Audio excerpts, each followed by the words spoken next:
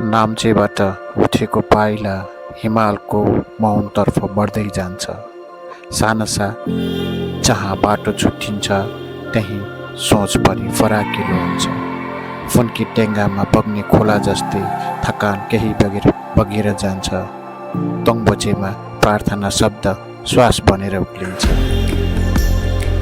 देवोचेको वनले सिकाउँछ शान्ति आवाजमा होइन उपस्थितिमा हुन्छ।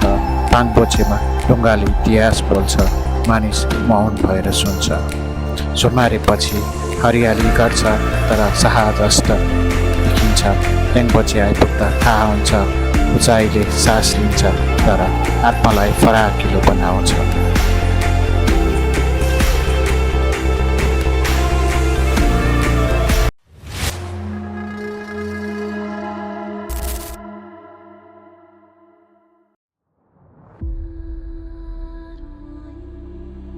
नमस्ते साथीहरू, हिमाल यहाँ केवल भू-आकृति होइन, पहाडहरू समयका मौन साक्षी हो। सगरमाथा क्षेत्रको प्रवेशद्वार नाम्ची बजार 3440 मिटर उचाइमा अवस्थित यो बस्ती शेर्पा संस्कृति, व्यापार र पर्वतारोहण इतिहासको केन्द्र हो। यहाँबाट मानव सहनशीलता र प्रकृति बीचको संवाद। माथि म्युजियममा केही समय बिताएपछि हामी फेरि ओह्रालो झऱ्यौँ।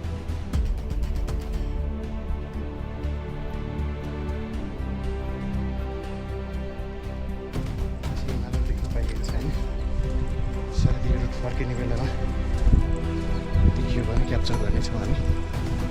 आजको सबभन्दा सजिलो ट्रेल हो। एलिभेसन गेट पनि खासै छैन, डिस्टेन्स पनि ठिकै छ। यही नाम्चेबाट मानव सहनशीलता र प्रकृति बीचको संवाद सुरु हुन्छ। नाम्चेबाट बाहिरिँदा बाटो बिस्तारै हिमाली परिदृश्यमा विलिन हुन्छ। केही समयपछि हामी सान्सा आउँछौँ। घाम लागेर खोला देखियो, सायद बादल पनि माथि माथि उड्दैछ। एकछिनमा हिमाल देख्न पाइन्छ कि तर भन्न सकिँदैन। कि फेरि एकछिन बेसी लाग्छ पनि। जानु छ भने कसले जाने यो बाटोबाट माथि जानु हुन्छ। अलिकति घाम खुल्दैछ। यो माथि ठुलो पहाडको साइडबाट यसरी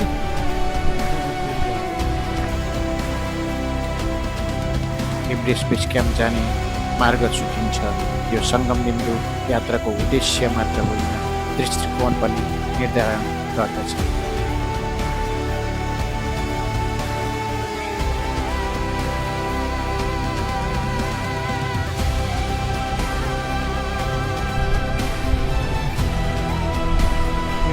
खुल्ला जस्तो भइरहेको छ।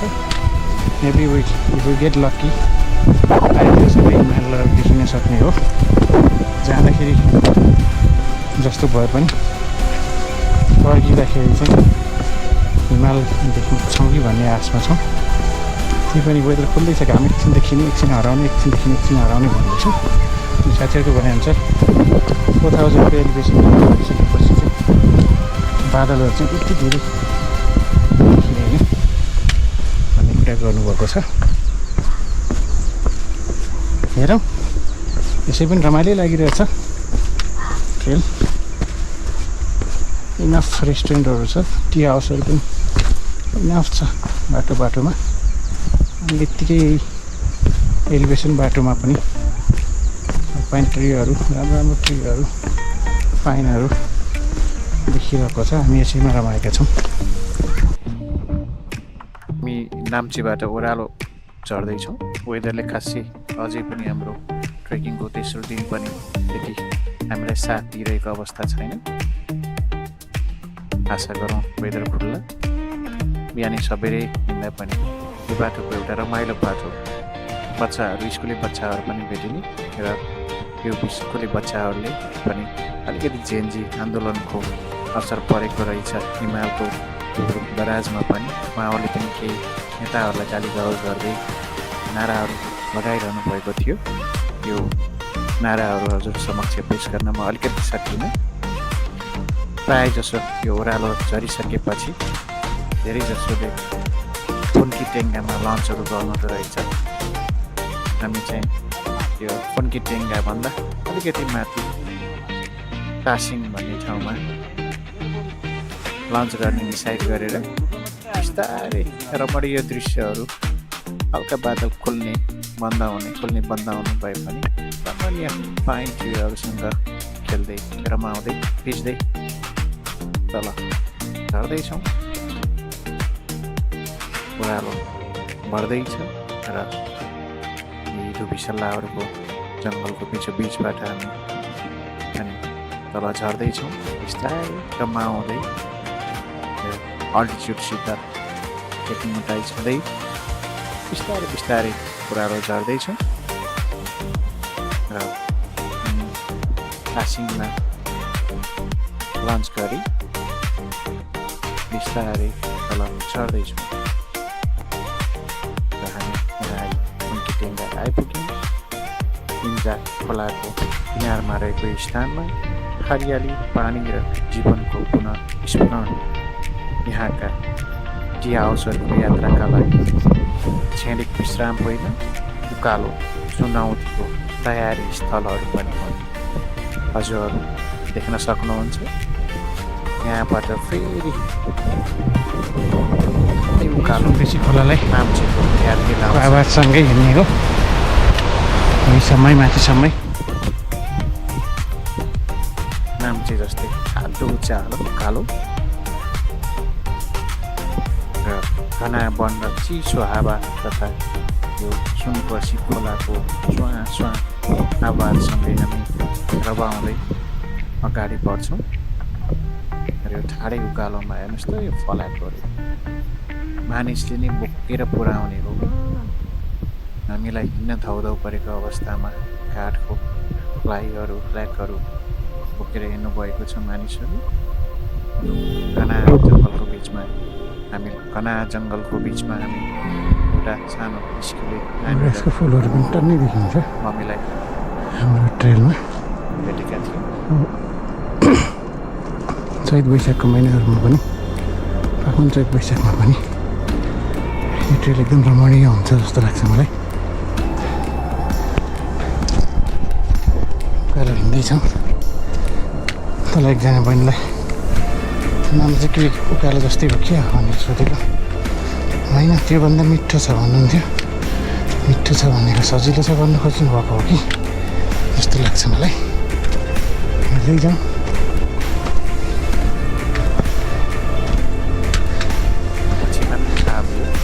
उहाँले भन्नुभएको मिठो शब्द चाहिँ अझ ठाड्डो भन्न खोज्नु भएको रहेछ। र उहाँको नानीको स्कुल भ्याकेसन भएको हुनाले सानो 6-7 वर्षको नानीलाई लिएर उहाँहरू आनन्दले हिँड्दै हुनुहुन्थ्यो। उहाँहरूसँग हामी पलाकुसारी गर्दै माथि निस्क्यौँ र उकालो काटेको पनि पत्तै पाइएन। हजुरहरूलाई म फेरि पनि जनाउदिन चाहन्छु कि अल्टिच्युड एलिभेसन गेन गर्दा कदापि हतार नगरौँ। बिस्तारै हिँड्ने हो। बिस्तारै हिँडेपछि अल्टिच्युडको त्यति डर हुँदैन। प्रशस्त पानी खाने धेरैले पानी नखाएको देख्छौँ हामी। प्रशस्त पानी खाने र बिस्तारै हिँड्ने गर्नुपर्दछ। त्यो गरिसकेपछि अल्टिच्युड लाग्ने डर अलिकति कम हुँदो रहेछ। बिस्तारै हिँड्ने अवश्य राम्रोसँग पुगिन्छ।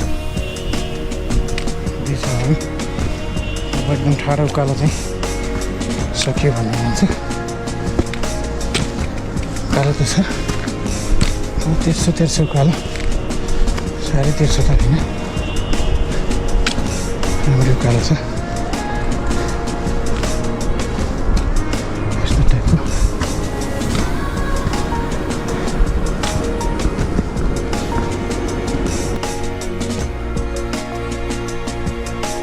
साथीहरू आजको हाम्रो डेस्टिनेसन टेङ्गाबुची आइपुग्यो।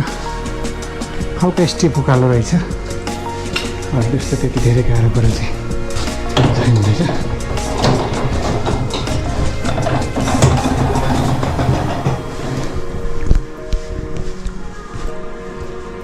घना वन र चिसो हावालाई चिर्दै हामी तेङबोचे पुग्छौँ।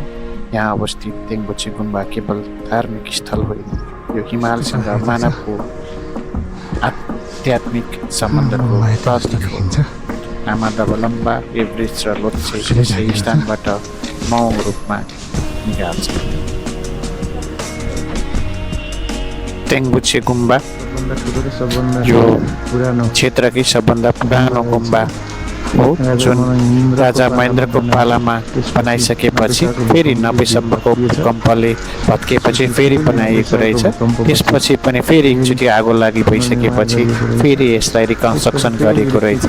यो गुम्बालाई हामी रु 500को नोटमा पनि देख्न सक्छौँ र यहाँ आउँदा झमक्क साँझ परिसकेको थियो र हामी यहाँ यही ठाउँमा रात बिसाउने निधो गरिसकेपछि टासी डेलेकमा बस्यौँ र त्यहाँको न्यानोसँगै डाइनिङ हलको न्यानोसँगै बस्दै आराम गरेर त्यहाँको हामी बेकरी आइटमहरू पनि खायौँ। जुन यसमध्ये ब्ल्याक फरेस्ट चाहिँ अत्यन्तै स्वादिष्ट थियो।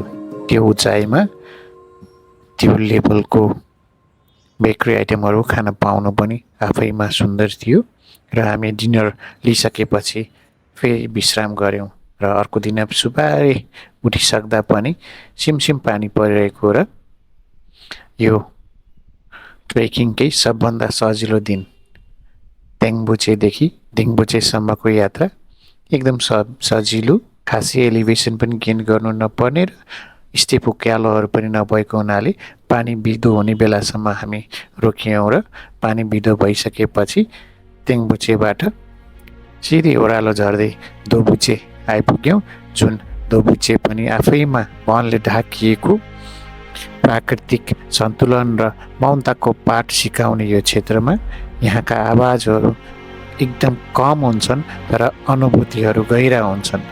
बिस्तारै दोबुचेबाट तेर्से हिँडिसकेपछि इम्जा खोला पार गरिसकेपछि पाङबुचेको यात्रा हामी सुरु गर्छौँ र झोलङ्गे पुल तर्न बित्तिकै यो एपिक पाइन ट्री र आमा दबलम्बासँगको एपिक पिक्चर खिच्ने ठाउँ चाहिँ हामी आज पनि मिस गर्न पुग्यौँ वेदरको खराबीको कारणले। यो मिस भए पनि पारीको सुन्दर झरनासँगै एकछिन बलाकुसारी गरी हामी अगाडि बढ्यौँ र जुन आमा दबलम्बाको सहयात्रा सँगसँगै हाँस्दै रमाउँदै अगाडि बढ्ने हाम्रो धोका पछि फर्किने बेलामा अवश्य पुरा भयो। यो गुम्बाबाट आमा दबलम्बासँगै फोटो खिच्ने रहर अझै थाती राख्दै यही गुम्बासँगै पारी झरना र खच्चरसँगैको भिडियो खिच्दै हामी अगाडि बढ्यौँ। यो एभरेस्ट ट्रेकिङ रुटकै सबभन्दा एपिक, सबभन्दा राम्रो पिक्चरियस ट्रेकिङ रुट भनेकै नाम्चेदेखि दिङबुचेसम्मको रुट हो। त्यहाँसम्म यो ट्रेकिङमा अलिकति हतार नगरिकन मजासँग हिँड्नुपर्छ। समय बिस्तारै गुजार्दै यहाँको रमणीय सिनहरूसँग समय बिताउँदै अगाडि बढ्नुपर्छ। यहाँ अगाडि बढ्दै त्यो तेर्सो पढेर ठाडो परेको ढुङ्गोमा एकजना पहिलाको ऋषिमुनि यहाँ बाटो हुँदै गर्दा आराम गर्नुभएको रहेछ र त्यो आराम गर्दै पानी परेको हुनाले माथि त्यो ढुङ्गालाई स्वाट्ट तानेर ओडार जस्तो बनेर त्यो ढुङ्गा मुनि आराम गर्नुभएको रहेछ भनेर हाम्रो गाइडले भन्दै हुनुहुन्थ्यो। म साथीहरूलाई फेरि पनि अनुरोध गर्दछु कि बिना गाइड ट्रेकिङ हिँड्दाखेरि कुन ठाउँमा के भएको थियो, कुन ठाउँमा विश्राम गर्ने, कुन ठाउँमा छिटो छिटो अगाडि बढ्ने भन्ने जस्ता कुराहरू त्यति थाहा हुँदैन। हाम्रो गाइड पनि त्यही अघिकै हाम्रो तेङबुचे गुम्बामा त्यही अध्ययन गर्नुभएको उहाँ पनि लामा नै हुनुहुँदो रहेछ। त्यसकारण उहाँलाई त्यो एरियाको ठाउँ पहिचान, मान्छेहरूको पहिचान एकदो राम्रोसँग थाहा भएको हुनाले उहाँले हामीलाई बिस्तारै अगाडि बढाइरहनु भएको थियो। जहाँ आराम गर्नुपर्ने हो, जहाँ छिटो हिँड्नुपर्ने हो, जहाँ पानी खान बिर्सियो भने पानी खानु है भनेर ढाडस दिने काम गर्नुहुन्थ्यो। यसरी आजको सजिलो यात्रालाई हामी कुनै कुनै ठाउँमा बिसाउँदै कुनै कुनै ठाउँमा रमाउँदै अगाडि बढिरहेका छौँ।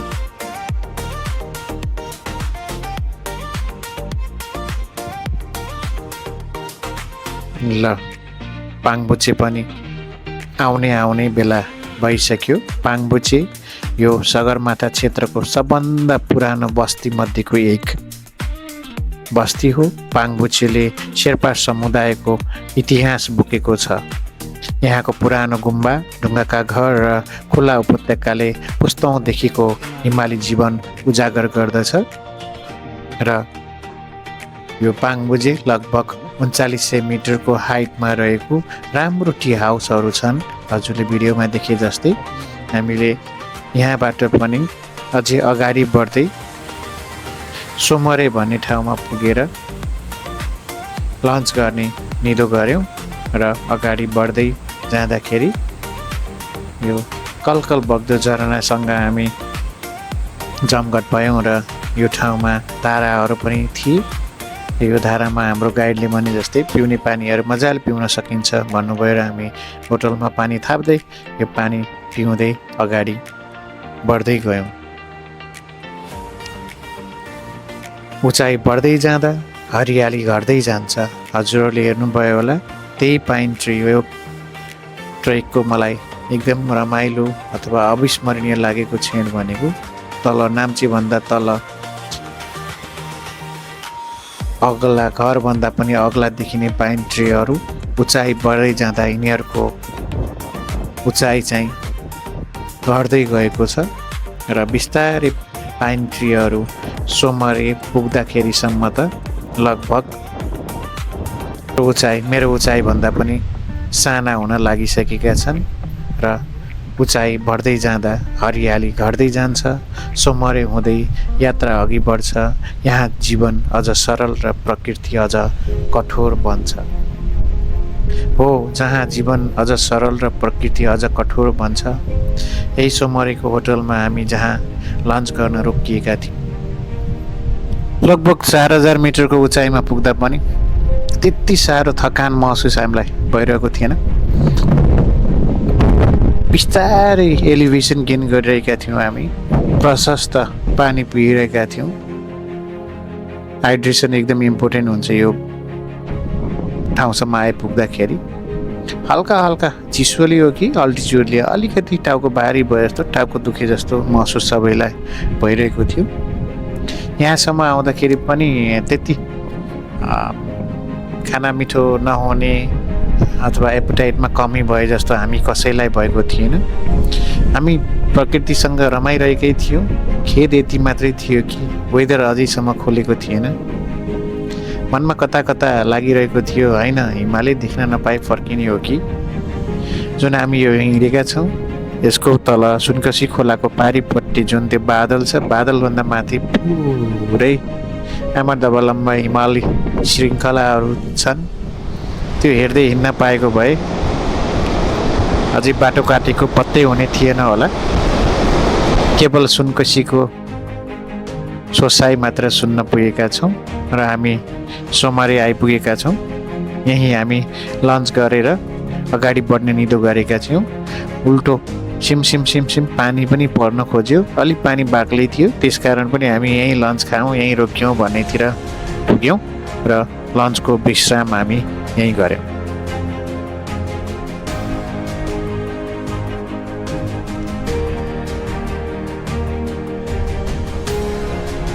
अन्तिम चरणमा ओरसो पार गर्दै हामी दिङबोचे आइपुग्छौँ। 4440 मिटर उचाइमा अवस्थित यो बस्ती मानव शरीर र हिमाली वातावरणहरू बिचको समायोजनको प्रयोगशाला जस्तै हो। यहाँ हावा पातलो छ तर दृष्टि फराकिलो। आमादब लामा र लोत्सेका काखमा बसेको दिङबोचे जहाँ यात्रु केवल अगाडि बढ्ने होइन आफूलाई बुझ्न रोकिन्छ। नाम्चेबाट दिङबुचेसम्मको यो यात्रा बहादुरीको कथा होइन, यो प्रकृतिको नियम, मानव सहनशीलता र हिमालसँगको मौन सम्झौताको दस्तावेज हो यो।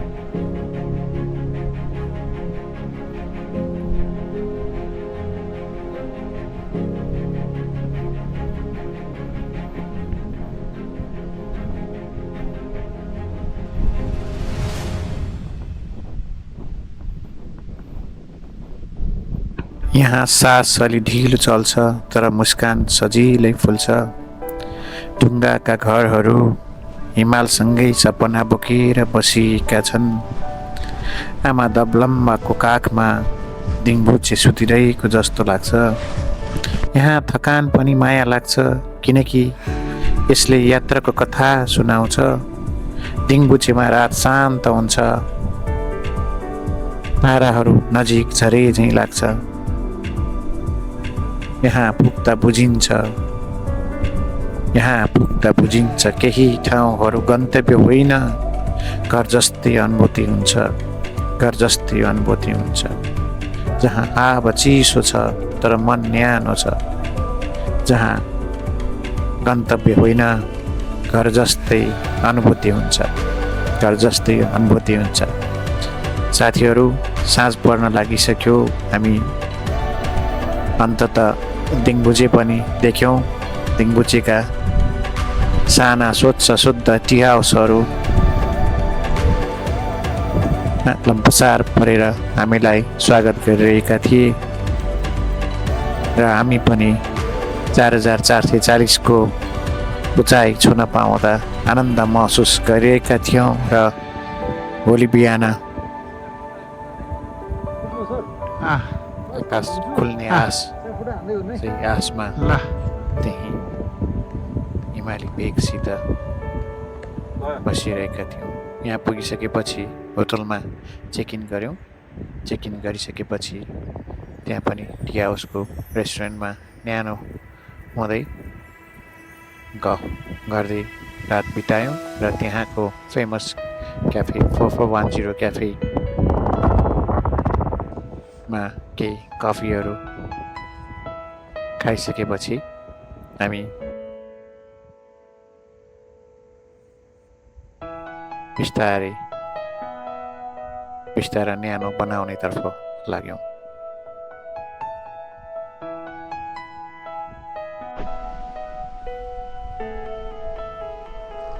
Of Himalayas from Dingbuche. हाम्रो 3 दिनको ट्रेल पछि फर्स्ट टाइम वेदर खुलेको छ र हिमालयजहरू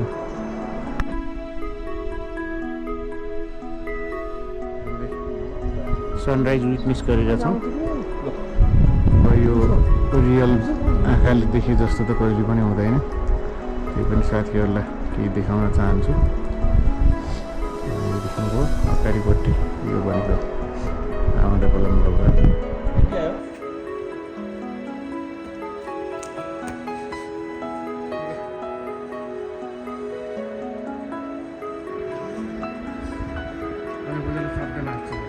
एकदम